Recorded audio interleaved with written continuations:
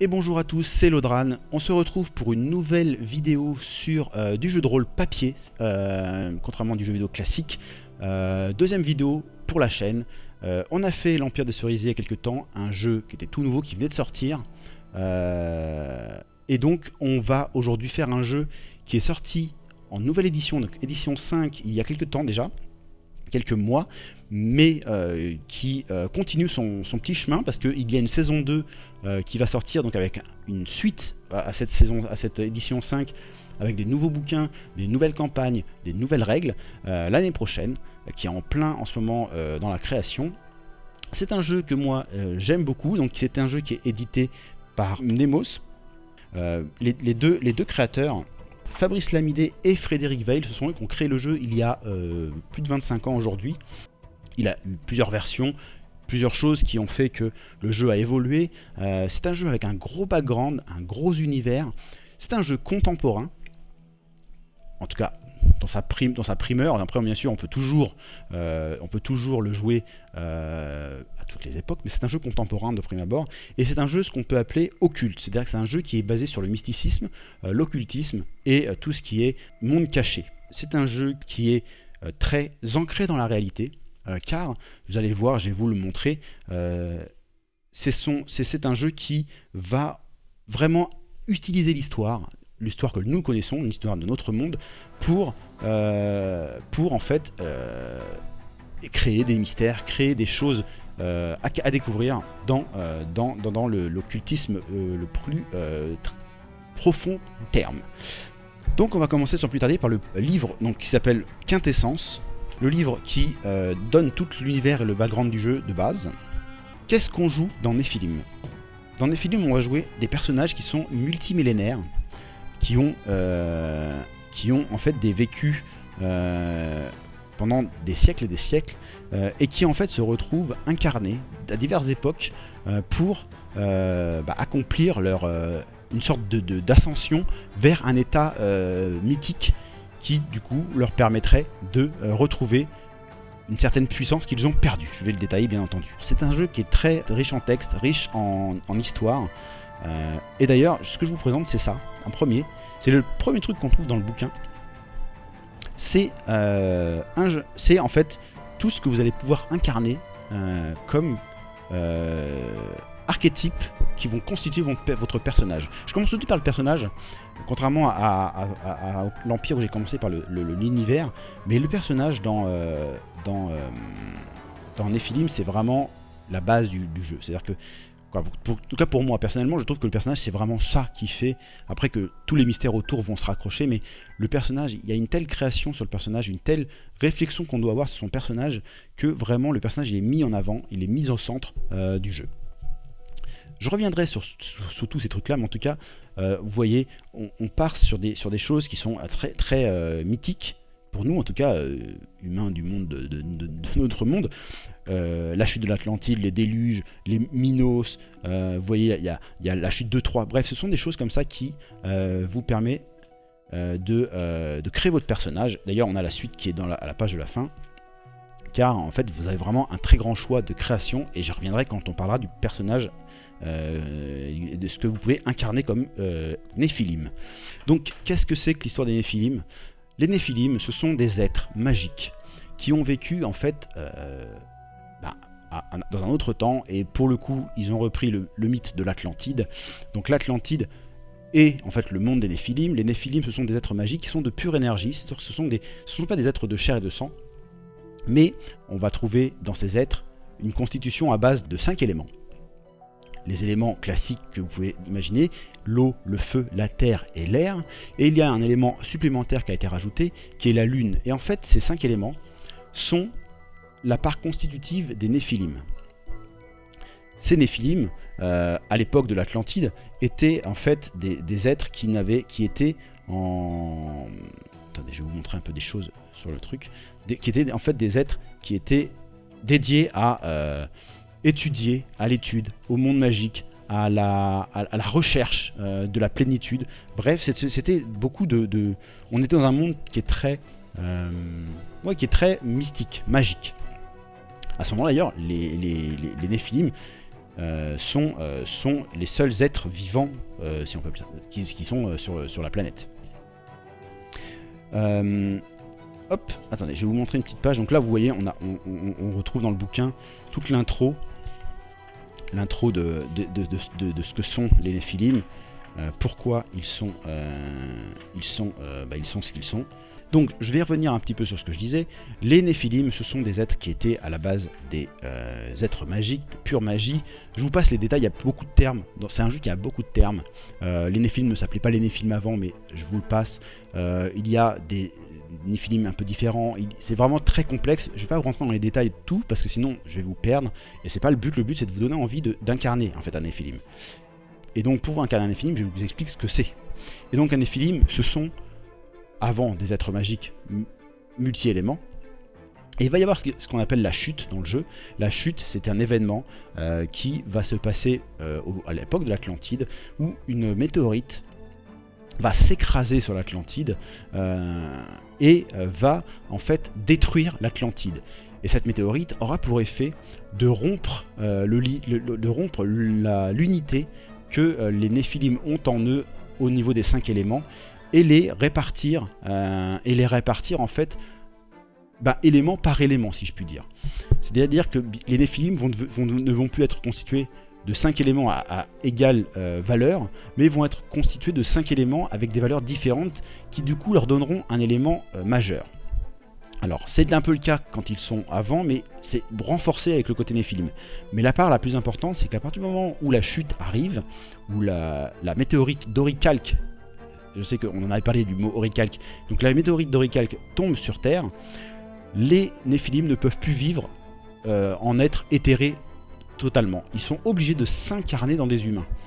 C'est là où est le jeu et où est ce qui devient intéressant dans le personnage, c'est que en fait on va jouer un personnage, donc le Néphilim, qui possède un corps humain. Donc il le possède au sens possédé du terme, comme dans les fantômes, ou etc. Donc vraiment, on va prendre l'humain, s'incarner à l'intérieur, effacer en fait sa personnalité et prendre sa place. Les joueurs vont incarner un Néphilim, un être magique incarné dans un être humain, et ils vont avoir des périodes, ce qu'on appelle des périodes d'incarnation. C'est extrêmement important. La période d'incarnation, c'est vraiment la base du jeu. Les périodes d'incarnation, ce seront donc toutes ces périodes-là, comme je vous le montrais, qui font en fait où le Néphilim n'est plus en sommeil. Sinon, la plupart des autres temps, il est en sommeil, car il n'a pas la force de se maintenir éveillé tout le long. Donc, ce qui veut dire que les moments où ils sont en période de réveil, où ils s'incarnent dans un humain, ils vont avoir du coup besoin d'agir sur le monde, d'agir sur leurs activités, car sinon ils ne savent pas combien de temps ils vont rester en sommeil pour la prochaine fois. Donc les Néphilim, et bien tout simplement, voilà, comme je vous le disais, ce sont des êtres magiques basés sur les 5 éléments que sont le feu, l'air, l'eau, la terre et la lune. Et en fait, quand on crée un personnage, on va choisir un élément majeur. Qu'est-ce que ça veut dire de choisir un élément majeur? Eh bien tout simplement, l'élément majeur, ça va constituer votre caractère principal. Je donne un exemple, le feu, parce que c'est le plus simple à comprendre, et c'est le premier qui est sur la liste. Le feu, l'élément feu, donne des personnages, des Néphilim, qui vont être plus impulsifs, plus dans l'action, plus dans tout le côté tout de suite maintenant. Les êtres d'air, par exemple, sont plus des littéraires. Les terriens sont plus des défenseurs, des gens qui prennent sur eux, qui prennent la défense des autres, qui sont plus ancrés dans ce qu'on peut appeler la protection. Et la lune, je vais y venir, t'as foutu, très bonne question. La lune, en fait, c'est un élément. La lune, en fait, c'est un élément qui est du coup rajouté dans les films. Et qui est l'élément du rêve, de tout ce qui est la fantasmagorie, pardon. Donc, en fait, tout ce qui va être psyché, rêve, rêverie, même peut-être parfois mensonge et un peu sournoiserie. Voilà, c'est un peu ces trucs-là. Donc, c'est-à-dire que le Néphilim de lune va être un peu plus dans un style, voilà, un peu éthéré, un peu rêvé, un peu sournois parfois. D'ailleurs, petit aparté, les Néphilim de lune sont en général plus souvent suspectés de faire un mauvais coup. Ça arrive des fois, mais c'est pas si souvent. Et les Néphilim de lune se reconnaîtront. Et donc, quand vous allez créer votre personnage, on prend donc ce qu'on appelle des cas. Donc le cas KA, élément. KA, ça vient en fait de l'Égypte ancien, qui veut dire âme, pour vous donner un petit sens. Et le K, c'est vraiment qui va être la notion la plus importante de la création du personnage, car en fait, les Néphilim sont constitués de K terre, K eau, K feu, K lune et K air. On choisit donc son attribut principal et après on va découler, et tout le reste va découler les autres éléments, car bien sûr on a des éléments les autres éléments ne sont pas absents, ils sont juste plus petits, et après tout le reste va découler sur toute l'échelle de la création du personnage.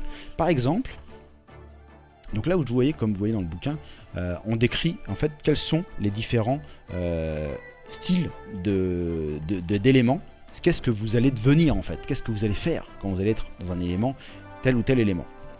Et c'est là qu'on rentre en compte ce qu'on appelle les métamorphes. Qu'est-ce que c'est que les métamorphes? En fait, les métamorphes, ce sont les incarnations. Quand on est dans un élément, en fait, les êtres mythiques vont donner votre caractéristique visuelle à votre personnage. Et là, vous en avez 2 exemples, mais il y en a beaucoup d'autres, sauf que dans le bouquin de base, on n'en a mis que 2 par élément. En fait, quand vous allez choisir votre élément, vous allez après vous répartir sur plein de styles mythiques. Donc là, vous avez le phénix, le djinn, mais par contre, vous pouvez avoir plein d'autres choses. La salamandre, en l'occurrence, dans le feu, ou le djinn a une tête à claque. Et oui, mais c'est normal, c'est un djinn. Les djinns sont des têtes à claque. Et en fait, pareil, le métamorphe, qui va découler de tout votre élément, va influencer votre façon de gérer votre personnage, de jouer votre personnage.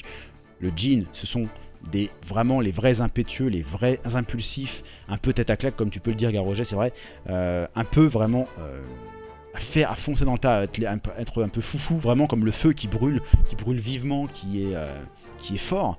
Et le phénix, c'est l'inverse, c'est la flamme froide, la flamme la flamme un peu justice d'ailleurs. D'ailleurs, ils sont souvent liés à la justice, à la paix, aux lois, voilà. Et en fait, je vous montre un petit peu, parce que là, on a des petits dessins qui sont assez cool quand même, des différents archétypes. Là, on a donc l'air, donc l'ange, le sylphe. Ici, on a un triton, une ondine pour l'eau. Je vais peut-être laisser un peu plus, j'ai peut-être un peu vite. Je vais boire un coup en attendant. Ici, on a la terre, avec l'elfe et le satyre. Et donc la lune, avec l'ophidien et le serpent. Qu'est-ce que métamorphe veut dire? Quand je vous disais qu'on incarne des métamorphes, c'est qu'en fait, les particularités de notre élément vont se refléter dans le physique de l'humain qu'on incarne. Je m'explique. L'elfe satyre, non, c'est l'elfe ou le satyre, c'est l'un ou l'autre, Lio. On ne peut pas choisir les deux. Qu'est-ce que ça veut dire? Comme vous le voyez là sur ceux-là qui sont très imagés, c'est-à-dire qu'en fait, ou même l'ange d'ailleurs, on le voit très bien, avec ses ailes, c'est que donc les descriptions physiques des métamorphes vont apparaître au fur et à mesure qu'on utilise la magie, car en fait les Néphilim vont faire appel à leur nature, voilà, à leur nature. Ce qui veut dire que par exemple un ange va se retrouver parfois à avoir les ailes qui lui poussent dans le dos, les tritons à avoir des nageoires qui vont commencer à lui pousser, et en fait tout ça, ça a une importance dans le jeu, car on verra plus tard, mais en fait les Néphilim ont des ennemis qui veulent détruire leur race, qui sont en fait des humains dans des sociétés secrètes, et j'y reviendrai, et les sociétés secrètes sont très importantes dans le jeu, c'est un jeu d'occulte, donc il y a les sociétés secrètes comme on peut imaginer dans les grands complots des films ou des jeux à complot. Il n'y a pas les Illuminati, mais il y a les Templiers par exemple, mais je reviendrai après sur les ennemis. Et donc forcément un Néphilim qui montre physiquement sa nature, et ben forcément c'est pas très sécure, parce que du coup on est plus ou moins voyant. Donc et je vais vous donner un petit exemple d'une chose qui est très rigolote dans les créations. Alors je vais prendre par exemple l'ondine. Je vais vous prendre cette petite partie qui est très marrante. Alors malheureusement je suis désolé, mais je sais pas si vous pouvez la lire, mais je vais vous la lire moi. En fait c'est les 10 caractéristiques qui peuvent apparaître quand notre métamorphe se manifeste. Et donc, pour l'ondine, on voit qu'on peut avoir une haleine iodée, donc sentir la mer dans son haleine, une odeur salée, donc le corps qui exhale une odeur salée, les ongles nacrés, une voix liquide, donc une voix qui a un style un peu différent de la voix normale, un peu ondulante comme ça, des cheveux bleus, une peau luisante, une aura de séduction, des mains palmées, des dents pointues et acérées et un visage lisse. Toutes ces choses-là peuvent apparaître et donc nous faire repérer dans le monde de Néphilim. Et bien entendu, c'est pour tout le monde pareil.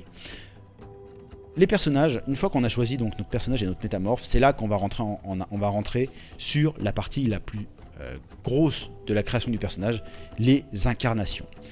Comme je vous disais, les Néphilim, ce sont des êtres qui s'incarnent régulièrement, mais qui ne sont pas incarnés à volonté dans des humains. Ils ont des périodes d'activité, des périodes de sommeil, des périodes d'activité, des périodes de sommeil. C'est comme ça qu'ils vont vivre depuis l'Atlantide jusqu'à nos jours, car le jeu, comme je vous le disais, est contemporain. Ce qui veut dire que quand on va créer son personnage, on choisit qu'est-ce qu'on a fait dans notre passé. Ce qui permet en fait d'avoir, et c'est une des grosses particularités de ce jeu, une des grosses nouveautés de la version 5, qui moi, que j'adore personnellement en termes de gameplay, c'est vraiment du game design, c'est que en fait nous n'avons pas des compétences comme dans beaucoup de jeux de rôle, c'est-à-dire qu'on n'a pas compétence à l'épée, on n'a pas compétence de discours, on n'a pas mensonge, on n'a pas furtivité, non, on n'a pas ça. Il n'y a pas de compétences dans le jeu, il y a des profils. Et les profils, ils sont là. C'est-à-dire que, par exemple, je vous donne un exemple très très simple. On prend la chute de Troie. Je prends l'Amazone de la chute de Troie. L'Amazone va me donner du coup des caractéristiques, mais surtout l'Amazone, elles sont là, je crois. Voilà, l'Amazone nous donnera en fait voilà, elles sont là. Nous donnera donc sur quelle activité elle est utilisée. Et si je prends donc là, j'y vais directement, je vais vous montrer. C'est là, hein, ça c'est une grosse particularité de ce jeu. Hein. L'Amazone, on l'a là, donc l'Amazone c'est une lune. Et l'Amazone, en fait, elle est élevée pour combattre, formée dès l'enfance à la rudesse de la guerre. L'incarnation est une noble Amazone, héroïne implacable, blablabla. Bla bla bla. Donc en fait, elle a plutôt un profil combattant. Mais si j'avais par exemple regardé l'Aède, qui est l'air, donc je vous avais dit que l'air c'était plutôt des philosophes, des intellectuels, et bien lui, il est artiste, chanteur, conteur et poète. Vous avez composé des strophes dignes d'Homère pour vos épopées, talenté le musicien, etc., etc. Donc en fait, vraiment, cela va vous donner en fait vos profils. Qu'est-ce que vous allez pouvoir faire dans le jeu? Donc vous allez en choisir plusieurs. Donc les joueurs choisissent plusieurs incarnations réparties. Je ne rentre encore une fois pas dans les détails des règles. Si vous voulez des précisions sur les détails des règles, n'hésitez pas à me demander. Si vous connaissez le jeu de rôle, si vous avez envie de choses, n'hésitez pas à me le demander, que ce soit en live ici, mais aussi dans les commentaires sur YouTube, car je pourrais y répondre comme ça volontiers. Mais bref, nous, on s'intéresse juste à la partie globale du jeu, c'est-à-dire ces incarnations. Donc en fait, ces incarnations vont vous donner un profil. Et ce qui va faire qu'à la fin, quand vous avez créé votre personnage, il va être, par exemple, au moment du déluge, il va être oracle. Au moment du labyrinthe de Minos, il va être navigateur. Au moment de Rome, il va être sénateur. Et au moment de, je sais pas, du grand réveil, parce que c'est les noms hein, des périodes, peu importe, et pendant les années folles, il va être espion. Non, c'est pas compliqué en fait, justement, c'est justement extrêmement simple. C'est ça qui est génial, c'est que, en fait, en incarnant différents... En fait, c'est comme si vous aviez différents jobs, différents boulots, et tous ces boulots vous donnent, en fait, qu'est-ce que vous pouvez faire dans la vie. C'est-à-dire que je vous donne un exemple. Un espion, qu'est-ce que c'est faire un espion? Il sait se battre, il sait, en général, se dissimuler, il sait se cacher, il sait aussi interroger les gens. Donc voilà, donc en fait, non, toi, Tofu, c'est pas compliqué. En fait, on incarne des personnages, et les métiers, en fait, vont donner vos caractéristiques. Vraiment, c'est très simple, c'est-à-dire qu'on a été combattant, on a été philosophe et on a été plombier, c'est presque caricatural ce que je suis en train de dire. Hein. Donc on a des dizaines et des dizaines de profils, ce qui veut dire que vous avez vraiment un choix qui fait que du coup des combinaisons de personnages, vous pouvez en faire vraiment plein, qui fait que le jeu est très riche. Et ce qui fait que quand vous allez jouer, quand on va jouer, quand le maître du jeu va vous demander un jet, au lieu de demander tu lances ton arme plus ton épée, quoi, ta compétence combat plus ton épée, en fait non, là tu vas lancer ta compétence soldat, tu vas lancer ta compétence, ta compétence justement, ton profil soldat, tu vas lancer ton profil étudiant. Bref, tu vas donner tes profils qui vont faire que tes jets sont beaucoup plus cool. Et ça c'est sympa en fait. Donc en fait c'est ça qui est vraiment cool dans ce jeu, c'est qu'on a vraiment une approche du jeu différente, sans les compétences, sans cette lourdeur qu'on peut avoir parfois. Parce que vraiment, si vous avez fait un peu de jeu de rôle, si vous avez vu du jeu de rôle, les compétences, des fois, il peut y en avoir des dizaines, qui fait que du coup, au bout d'un moment, on ne sait plus vraiment quoi faire. Ça alourdit. Là, le système est beaucoup plus simple que ça. Mais pas pour autant simpliste, parce que vraiment, il y a des subtilités qui fait que chaque profil va être vraiment à utiliser dans des circonstances particulières. Voilà. Le personnage, en fait, se résume vraiment à ses incarnations. Et bien entendu... en plus de ces incarnations, il y a la deuxième grosse part du personnage, c'est son côté magique. Car je vous rappelle, les Néphilim, ce sont des êtres magiques, et en tant qu'êtres magiques, ils vont en fait avoir des écoles de magie. Alors, je vous passe sur le système de combat, le système tout court de jeu, j'y reviendrai après, mais je vais participer tout de suite en fait à ce qu'on appelle les sciences occultes. Les sciences occultes, ce sont les pouvoirs des Néphilim. Les pouvoirs des Néphilim qui sont basés donc sur de la magie, sur les éléments, encore une fois, et il y a entre autres 3 sciences occultes dans le jeu. 3 sciences occultes qui sont la magie, qui est la magie, voilà, c'est vraiment... Je vais le décrire, hein, bien entendu, mais qui s'appelle la magie, qui est la science occulte la plus simple et la plus proche de ce qu'on peut imaginer, de ce qu'on peut voir chez un magicien ou un sorcier ou ce genre de choses. Nous avons ensuite ce qu'on appelle la Kabbale. Je vais revenir dessus. La Kabbale, ça fait référence à l'arbre de vie judéo-chrétien, mais je vais y revenir, bien entendu. Et nous avons l'alchimie. Ces 3 sciences occultes, quand vous allez un personnage qui crée un joueur qui crée un personnage va devoir choisir dans ses voies pour pouvoir en fait après agir sur le monde, car en fait les Néphilim agissent sur le monde par la magie, c'est vraiment leur essence, c'est vraiment ce qui fait qu'ils sont différents des humains. Et donc pour commencer, je vais vous parler de la magie. Je sais que alors donc voilà, vraiment je m'attarde sur vraiment la création du personnage, et après je parlerai du jeu dans son intégralité, parce que le personnage, une fois qu'on a compris qui il est, on peut comprendre que ce qu'il va faire dans le monde et ce qu'il va faire dans le jeu.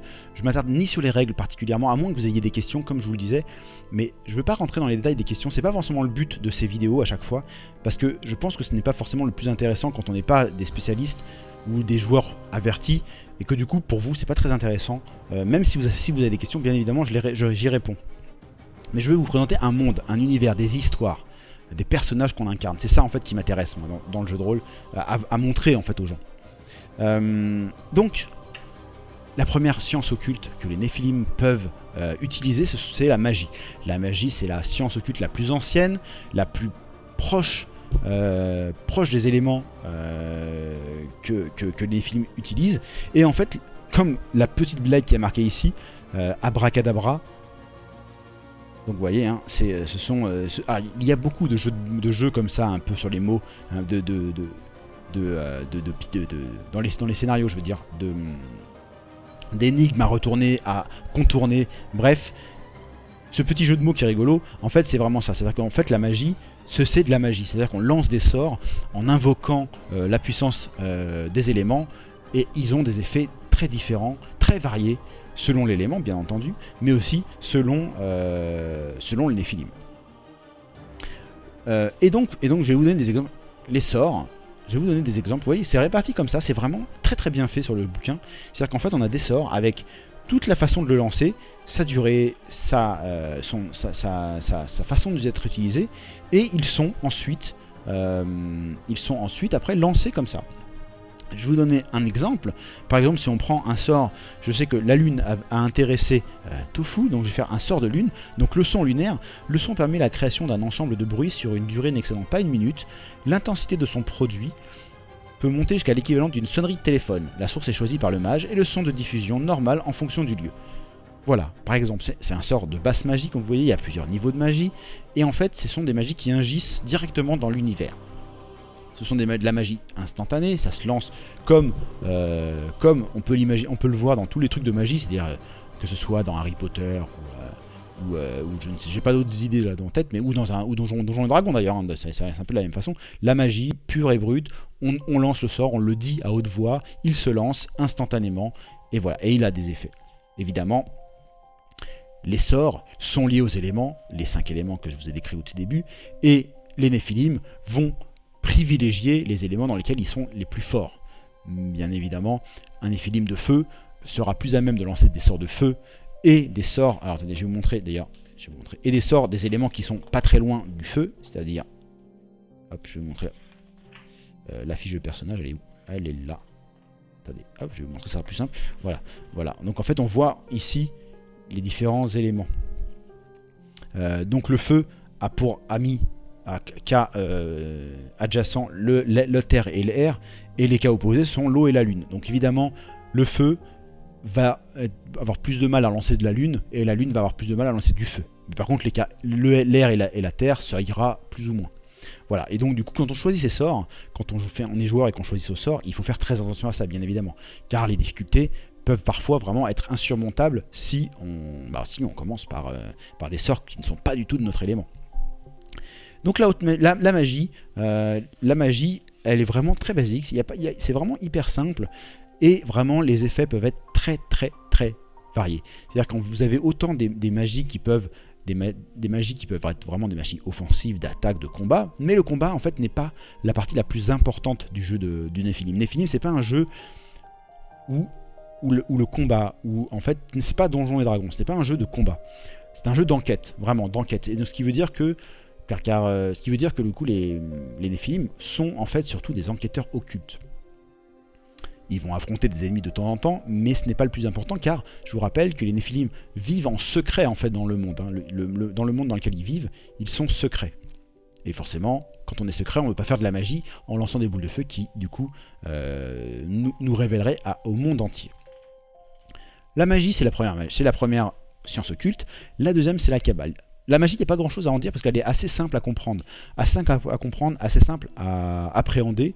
D'ailleurs, quand on commence Néphilim, quand on joue la magie, franchement, on sait ce que ça fait. C'est clair, c'est précis, c'est net. Et il n'y a pas beaucoup de règles, même en termes de règles de game design, de complications. C'est simple et c'est basique. Mais par contre, c'est pas pour le moins non efficace. Attention, attention. La Kabbale, c'est plus compliqué. La Kabbale est une magie plus complexe car elle fait appel à quelque chose qui est différent de la magie, c'est qu'on fait appel à des invocations. Des invocations d'êtres magiques.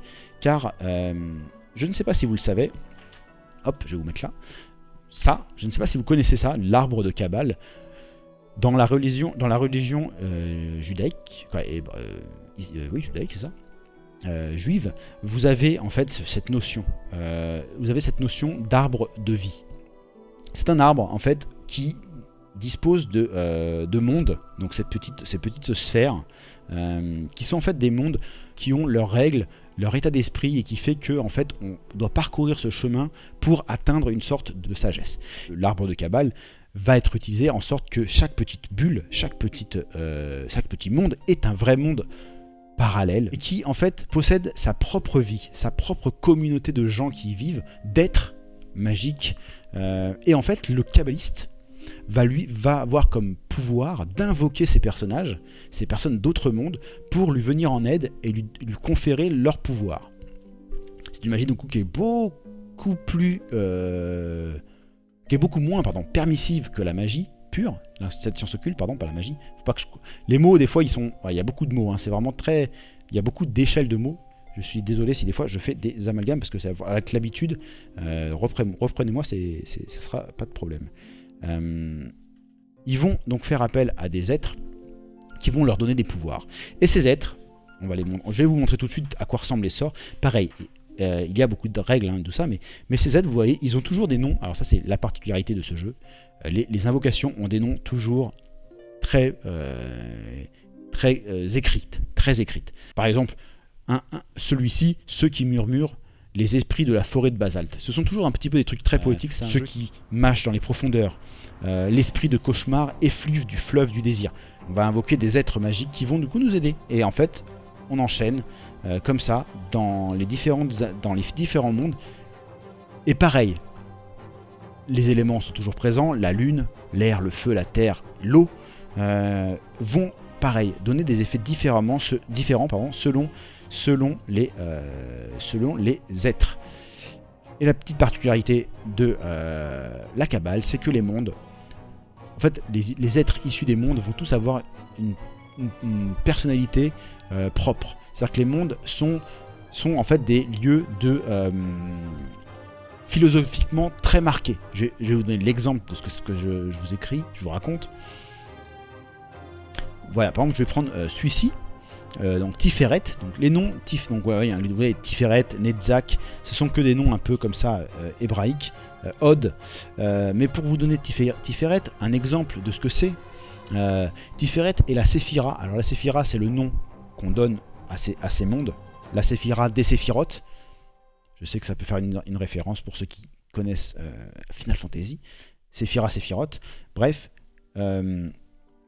Donc c'est la Séphira du soleil. Par sa place centrale dans l'arbre, ces fiefs abritent les pouvoirs de transformation, mutation, générés par la concentration des esprits cosmiques. Donc, vous voyez, et donc on peut dire après que les créatures montrent souvent une certaine indifférence, voire un soupçon d'arrogance envers leurs invocateurs. Elles aiment rappeler aux kabbalistes qu'à ce stade de leur initiation, ils ne sont pas à leurs yeux pas plus importantes que les créatures des fiefs les plus bas de leur monde. Qu'est-ce que ça veut dire ? En fait, ça veut dire que quand un kabbaliste, un joueur, va invoquer des êtres des autres mondes, des séphirotes, pardon, le MJ va devoir incarner ces personnages. Et donc, en fait, il y a un côté... C'est très rare, hein, un truc comme ça. Parce que c'est vraiment... Donc, la magie du personnage, du joueur, est en fait une magie qui est autant sociale que magique, que vraiment avec des effets sur le jeu. Car les êtres en fait qu'on invoque sont des êtres vivants qui ont leur peine, leur but, leur joie. Ils peuvent être mécontents, contents, bref. Donc c'est un côté très... Il y a vraiment une sorte de vie qui se crée autour de la Kabbale, une vie dans la vie du Néphilim, et qui est vraiment, pour moi, passionnante. C'est une des sciences occultes que je préfère, parce que je la trouve hyper riche. Le Néphilim, le kabbaliste, pourra aller voyager dans les mondes, pourra aller voir directement où ils habitent, où ils vivent, comment ils sont. Bref, il y a tout un aspect en fait comme ça, exploration. D'ailleurs c'est ça, hein, vraiment, la Kabbale, le chemin kabbalistique, c'est un chemin d'exploration. Voilà, donc très grosse différence avec la magie, qui fait que du coup, encore une fois, hein, le personnage sera bien différent d'un personnage qui utilise la magie. Et la dernière science occulte, parce que je ne vais pas y passer non plus 3 jours sur celle-ci, hein, on ne va pas tout détailler, c'est... Elle est où est la première page? Là voilà, l'alchimie. L'alchimie, une magie que vous imaginez... voilà, je pense que la plupart d'entre vous sait ce que c'est que l'alchimie dans l'imaginaire du monde. D'ailleurs, on voit bien le dessin qui est à côté. L'alchimie, c'est vraiment cette magie de mélange des éléments pour créer des substances. Vraiment, c'est ça. Hein. Y a pas de... Là, on est vraiment sur la classique alchimie. On prend des éléments divers et variés qui vont toujours être reliés à des éléments, des K-éléments. On les mélange, on obtient des concoctions, ce qu'on appelle des formules en fait dans le jeu, qui pareil vous donneront des effets. Vous voyez par exemple l'ambre du végétal dissimulé. Cet éclat d'ambre fait pousser en 1 minute un jeune arbre fruitier. L'arbre suit un développement biologique normal si le sol et ce climat le permettent. Donc voilà, vous avez un truc qui est... L'alchimie c'est assez classique, mais voilà, ça se parle lui-même. Pour créer des bombes et des poisons, comment ça aussi des potions magiques, des potions sympas. Ouais, on peut vraiment créer de tout, il y a tout ça. Il y a vraiment autant des explosifs, des choses d'attaque, de combat, d'offensif, défensif, que des potions de soins, des potions régénérantes, des potions pour oublier les choses, pour dormir, bref, pour rêver. L'alchimie est très très puissante, car elle est très versatile. On peut faire beaucoup de choses avec l'alchimie. C'est vrai que d'ailleurs, une chose que je vous ai pas dite, je reviens un peu sur la Kabbale. Autant la magie, je vous ai dit que ça s'appelle immédiatement, on lance des sorts comme Harry Potter. La Kabbale, on doit créer des dessins, des pentacles, pour les invoquer, en fait des sortes de portails. Alors que et l'alchimie, pour l'utiliser, on doit être dans son petit laboratoire, créer nos potions et nos décoctions, ce qui fait que c'est une magie qui est en deux temps. On la fait, puis on l'utilise. En fait, on ne la fait pas au moment où on l'utilise, évidemment. Ce qui est, pareil, a une particularité. Encore une fois, on n'est pas sur la même, ni la magie, ni la cabale. C'est une autre façon d'appréhender le monde magique, car le Néphilim qui va faire de l'alchimie, il va devoir d'abord préparer ses potions, préparer ses décoctions et ses formules, les emmener sur lui, donc il peut les perdre, évidemment. Par contre, elles sont instantanées. Quand on les lance, on n'a pas besoin... de refaire le moment magique. Le moment magique, il s'est fait avant. Et là, on a une différence, encore une fois, de gameplay. Et c'est ça qui est intéressant, c'est que vraiment à chaque fois, que ce soit la magie, la cabale ou l'alchimie, ça offre trois possibilités, trois façons de jouer très différentes. Et ça, c'est cool. Donc voilà, donc vous avez vu, on en a quand même beaucoup. Hein. Je vous montre juste par exemple l'alchimie, mais les autres c'est pareil. Vous avez vu, ça c'est toutes les possibilités, hop, de formules. Donc on en a vraiment plein. Voilà en fait ce qu'est un Néphilim. Je vais revenir un peu parce que je vais vous montrer un peu des dessins qui sont cool quand même au bout d'un moment. Voilà ce qu'est en fait Néphilim. Les Néphilim, ce sont ces personnages-là, mélange d'incarnation et de magie.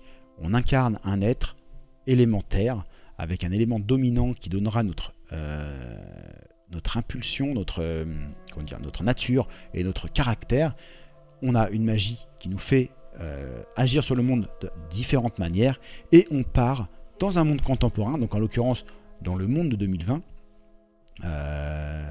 pour en fait faire, comme je vous avais dit, des enquêtes occultes. Car en fait, qu'est-ce que c'est que Néphilim le jeu? Une fois qu'on a créé notre personnage, Néphilim le jeu, c'est un jeu où l'histoire du monde, en fait, va trouver des explications. En tout cas, les grands mystères de l'histoire du monde vont trouver des explications occultes à tous les niveaux. Je vous donne un exemple très précis. La chute, par exemple, comment on appelle ça? La chute de Byzance.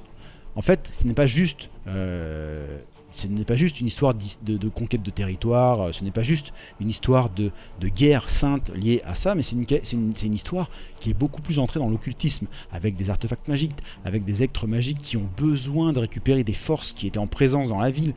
C'est des choses comme ça qui vont en fait vous donner une interprétation de l'histoire différente. Et c'est ça qui est vraiment cool, parce que quand on joue à un Néphilim, quand le maître du jeu vous propose une histoire, en fait, il va utiliser, alors là, si je vous parle de gros trucs à grande échelle, mais en fait, il va utiliser par exemple, un exemple que j'aime beaucoup donner, c'est par exemple, c'est sur Notre-Dame de Paris, donc la cathédrale de Paris. Je ne sais pas si vous connaissez un peu la cathédrale de Paris, mais vous avez des pierres où il y a des symboles dessus.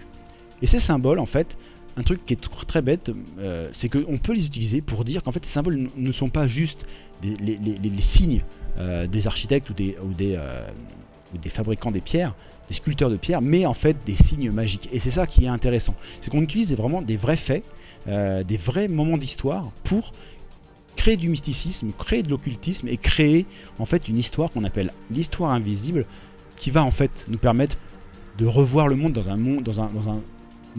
une ouverture en fait magique. Et c'est ça qui est vraiment hyper fort avec Néphilim. Et d'ailleurs, comment ça s'appelle ça? Les créateurs et les auteurs des scénarios et des campagnes de Néphilim sont des gens qui sont en général, et même pas plus qu'en général d'ailleurs, la plupart du temps extrêmement bien renseignés en histoire, en géopolitique, en tout ça, et en fait ils font des scénarios qui sont très ancrés, vraiment très, ils utilisent vraiment les choses, on apprend autant des choses de la vraie vie, de notre vraie vie à nous, que des choses qui vont du coup être après qui vont exploser dans le monde de Néphilim, mais ils prennent des choses qui sont du coup ancrées dans la réalité. Et ça, c'est vraiment toujours très intéressant, parce que il y a une chose qui est une anecdote qui est rigolote, c'est que moi, quand je joue à Néphilim, et je sais que ça le fait à beaucoup de joueurs avec qui j'ai joué, quand on a joué à un endroit à Néphilim, ou l'inverse, mais dans ce sens-là, c'est plus probant. En fait, on a parlé par exemple de cet arbre qui était bidule, qui a fait ceci. Et bien en fait, quand on va y retourner dans la ville, c'est tellement bien renseigné qu'en fait, il va y être ce truc-là. Un exemple tout simple, j'ai fait un scénario il n'y a pas très longtemps avec mes amis, avec mon cadre de jeu de rôle, des scénarios de cette nouvelle version qui se passait à côté de Lyon et qui se passait à une ville qui s'appelle Pérouge. Pérouge, c'est une sorte de cité médiévale, un peu comme Provins, pour ceux qui connaissent, ou comme Carcassonne, mais en version beaucoup plus petite. Et en fait, Pérouge, bien entendu, en tant que ville médiévale, il y a énormément de symboles médiévaux peut-être. Vous allez y trouver par exemple des frontons d'immeubles, des frontons de bâtiments avec des dragons, avec en l'occurrence Saint-Michel. Et en fait, dans le scénario, l'auteur avait utilisé ces choses réelles de la vraie vie pour les interpréter à sa façon dans le monde des Néphilim, pour justement les rendre crédibles. Et ça, c'est, moi je trouve, quand tu vas après te balader, toi, qui n'est plus joueur mais qui est juste un petit Jean qui va te balader, qui est un petit touriste, et ben tu découvres les trucs et je trouve que ça a une petite saveur rigolote. Moi j'adore ça. Après faut aimer un peu ce truc là, mais moi je trouve ça hyper sympa. Et les jeux sont tous comme ça, quoi. Tous les scénarios sont comme ça, tous ils ont vraiment une base solide d'histoire, et ça c'est assez plaisant. Mais qu'est-ce qu'on fait quand on est Néphilim du coup? Qu'est-ce qu'on cherche? C'est quoi notre but?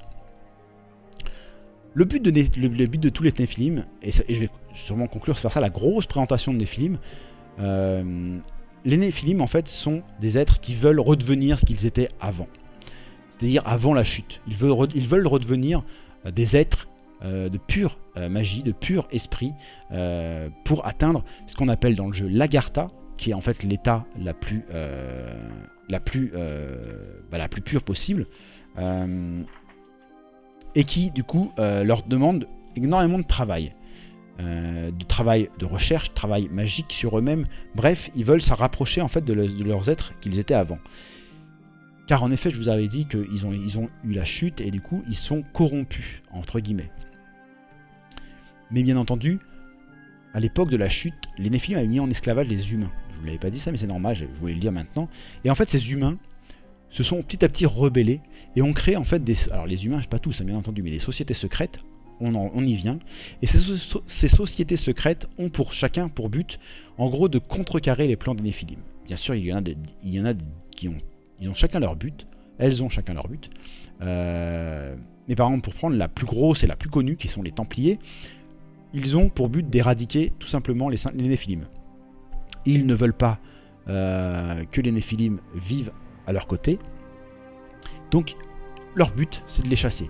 Vous en avez d'autres, donc vous avez, je vais vous les montrer, vous avez vu, donc les mystères, qui sont plus des... comment dire, les Néphilim, ouais, ils sont plus dans un trip de faire revivre de l'ancien temps, mais d'un autre style que les Néphilim. Vous avez donc le Templier, qui sont très agressifs, qui sont vraiment des combattants armés, la Rose-Croix et la Synarchie. En fait, il y a des Néphilim qui ont mis en esclavage, en effet, certains humains, mais d'autres qui étaient vus en coopération avec les humains. Et en fait, ça a créé des rivalités entre les Néphilim à l'époque. En fait, alors pour vous dire, parce que maintenant qu'on a un peu avancé, les Néphilim avant s'appelaient des Caïms, et donc entre ces Caïms qui vont devenir plus tard les Néphilim, il y a eu des dissensions, car en fait certains voyaient les humains comme juste des objets, d'autres comme des êtres égaux, d'autres comme des petits animaux de compagnie. Bref, en fait chacun a en fait sa façon de voir les humains.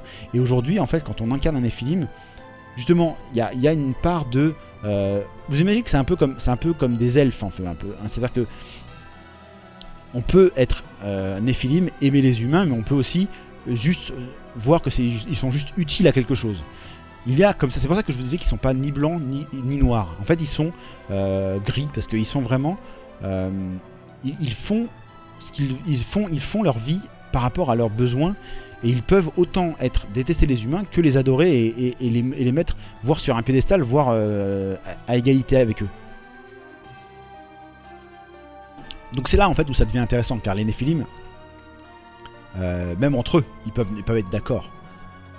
Et donc ils vont affronter des humains qui se sont organisés en sociétés secrètes, qui du coup lutteront. Et dans ce monde de lutte, dans ce monde qui est Néphilim, ce monde contemporain de Néphilim, en fait la lutte, elle va s'organiser autour de plusieurs choses, des endroits qu'on appelle des plexus magiques, des endroits magiques qui vont du coup être des lieux de bagarre, des lieux de lutte pour s'approprier le pouvoir des lieux, des artefacts magiques qui peuvent être répartis à travers le monde, qui ont vécu au fur et à mesure de l'histoire.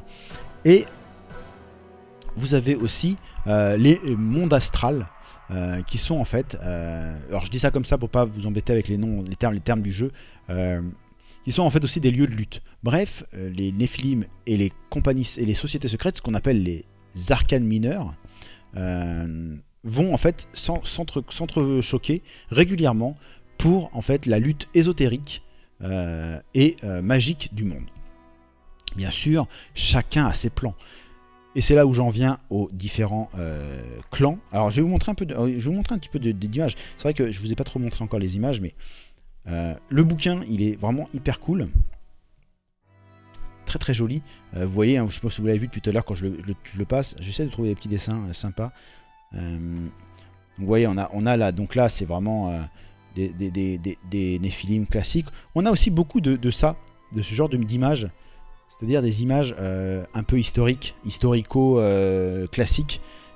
Ça donne aussi la petite touch, vous voyez, la petite touch un peu crédible, histoire du jeu. Mais vous avez aussi des personnages comme ça. Donc après vous avez plein de clans, hein, les bohémiens, mais je vais pas forcément venir dans le détail, c'est pas forcément très utile pour vous. Donc voilà, vous avez vraiment des choses très mystiques comme ça.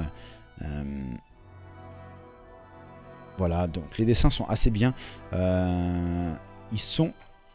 Hop, je vais revenir au début. Ils sont de Frank Achard. Voilà. Les dessins sont de Frank Achard et c'est vraiment un super dessinateur. Moi, j'aime beaucoup. Alors moi, ce que je regrette un petit peu dans le bouquin, c'est qu'on a envie d'en avoir plus. On a envie d'en avoir plus des dessins. C'est un peu dommage, mais bon. C'est comme toujours. Hein. Je pense qu'on n'est jamais rassasié. Mais vous voyez, celui-ci, par exemple... Après, on a bien sûr plein de choses qui sont liées aux quêtes. Vous voyez, magnifique. Ouais, celle-ci, elle est super belle. Hein. Moi, j'adore celle-là. Elle est vraiment trop belle. Vous avez plein de petits... Après, même, vous avez plus les tarots. Alors, je vais y revenir sur le tarot. Je le viendrai, mais après, dans un deuxième temps.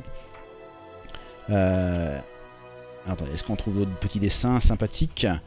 Alors là, les incarnations, je crois pas qu'il y a beaucoup de dessins. Voilà, vous avez un Templier, par exemple, ici. Vous voyez, les Templiers, ils sont assez classe aussi. Hein. Ils sont très sympas, hein, le dessin du Templier. Et donc vous voyez, hein, quand je vous disais les petits trucs un petit peu historiques, c'est vraiment des œuvres qui, voilà, ils ont pris vraiment les œuvres et ça fait ça rend crédible énormément, je trouve, le monde qui s'ancre dans la réalité, dans notre réalité à nous, quoi. Mais je vais vous montrer après, j'ai d'autres illustres dans d'autres bouquins. Vous voyez, regardez. Après, il y a des trucs comme ça qui sont un peu des fois particuliers en termes de lecture. Je vous fais un petit résumé, je ne vais pas tout faire le bouquin parce que ça sert pas à grand chose, je pense. J'essaie de trouver voilà, des petits dessins. Vous avez des crayonnés en noir et blanc comme ça qui sont aussi assez cool. Vous voyez. Bref, le bouquin, il est très cool, il est très bien fait.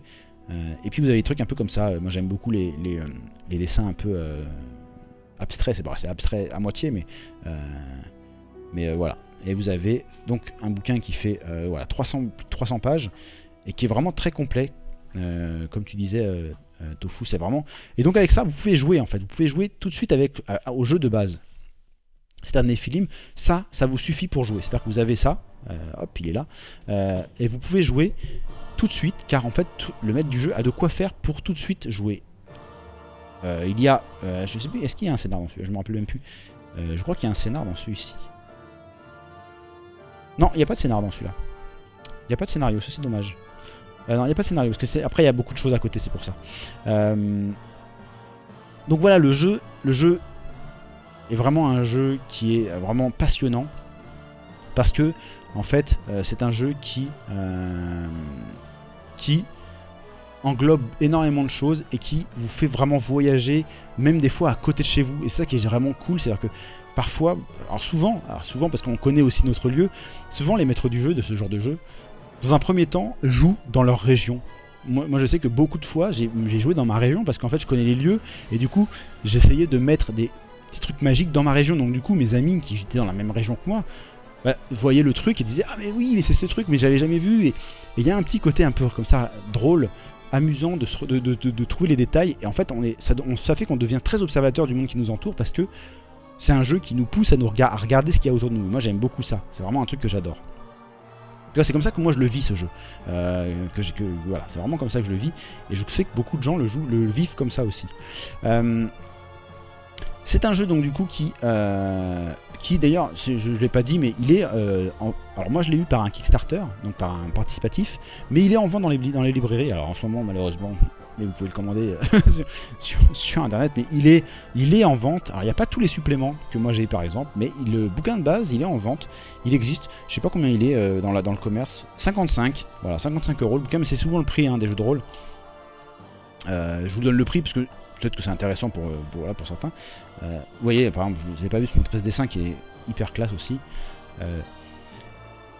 Et donc, voilà ce que je voulais vous dire sur ce jeu. C'est un jeu, moi, que je trouve vraiment passionnant. C'est un jeu qui a plein de background. Son défaut principal, mais qui a été corrigé avec la version 5, je trouve, parce qu'ils ont mis à plat. Mais le principal défaut de ce jeu, c'est comme tous les jeux qui ont 25 ans d'histoire, c'est que le background est extrêmement touffu, si je puis dire. C'est-à-dire qu'il y a beaucoup de choses qui ont été écrites, faites, dites sur le jeu, ce qui fait que parfois, quand on est maître du jeu, c'est surtout pour le maître du jeu que c'est un problème, on peut parfois, devant la quantité de trucs qu'il y a à lire, se retrouver complètement paumé, complètement dépassé. Mais, ce qui est bien, c'est qu'avec la nouvelle version, la version 5 là qu'ils ont sorti, ils ont essayé de compenser ce gros problème du jeu. Ils ont remis à plat pas mal de choses, ils ont fait évoluer le background pour que du coup l'univers, même s'il est le même, il est différent. Ce qui fait que du coup on peut quand même y jouer. On peut quand même y jouer quand on débute, même si ça demande un petit peu de travail, un petit peu de recherche. Mais honnêtement, il a beaucoup été compensé ce défaut qui était vraiment un gros défaut au bout d'un moment. Bref, voilà pour le bouquin de base. Est-ce que je vous ai... Parce qu'après, je ne suis pas rentré dans tous les détails, évidemment. Je vous ai fait une grande présentation très générale, pardon, pas générique du tout, très générale du jeu. Parce qu'en fait, il y a beaucoup de choses. Mais je vais rentrer dans les détails sur une deuxième partie, un peu plus courte, qui va être rapide, mais qui va quand même vous donner quelques petits détails avec les autres bouquins. D'ailleurs, je vais couper la VOD maintenant du truc de base, et je ferai une deuxième vidéo, pour pas que ce soit trop long, ça fait déjà 1 heure, pour compartimenter un petit peu et faire la deuxième partie, puisque je pensais pas faire une deuxième partie, mais en fait c'est tellement gros ce jeu que je vais le faire, ça sera plus simple. Donc ce que je vais vous dire, c'est que alors petite question avant qu'on se quitte de Garo, est-ce qu'il y a moyen de jouer du point de vue des sociétés secrètes? Non. Non, les sociétés secrètes sont vraiment les ennemis du jeu. Il n'y a pas de moyen de jouer. Il y a une autre faction que les Néphilim qui existe, qui sont les cousins des Néphilim, qu'on appelle les Sélinim, qu'on peut incarner, mais dans le jeu, on n'incarne que les êtres magiques. Les sociétés secrètes sont vraiment les ennemis. Après, ça, en tout cas, ça c'est le truc de base, la proposition faite par le créateur du jeu. Bien sûr. Alors moi, j'ai jamais vu quelqu'un qui a joué ce côté société secrète. J'ai jamais vu ça, mais après, l'adaptation est toujours possible, comme dans tout dans le jeu de rôle, on peut faire ce qu'on veut. Mais de base, non. De base, non. Voilà. Donc, je vais vous quitter là pour YouTube pour cette première partie. On va faire une deuxième partie où je vais montrer rapidement, je vais vraiment passer sur les quelques éléments importants de l'entourage du gameplay du jeu. Merci en tout cas d'avoir suivi. N'hésitez pas à vous abonner à la chaîne YouTube, il y aura d'autres présentations de jeux de rôle. J'espère que ça vous a plu. N'hésitez pas à me retrouver sur Twitch, car là on est en live. Merci beaucoup, je vous dis à la prochaine, soit dans la deuxième partie de Néphilim, soit pour une prochaine vidéo de jeux de rôle. Merci beaucoup, allez, à la prochaine, ciao ciao.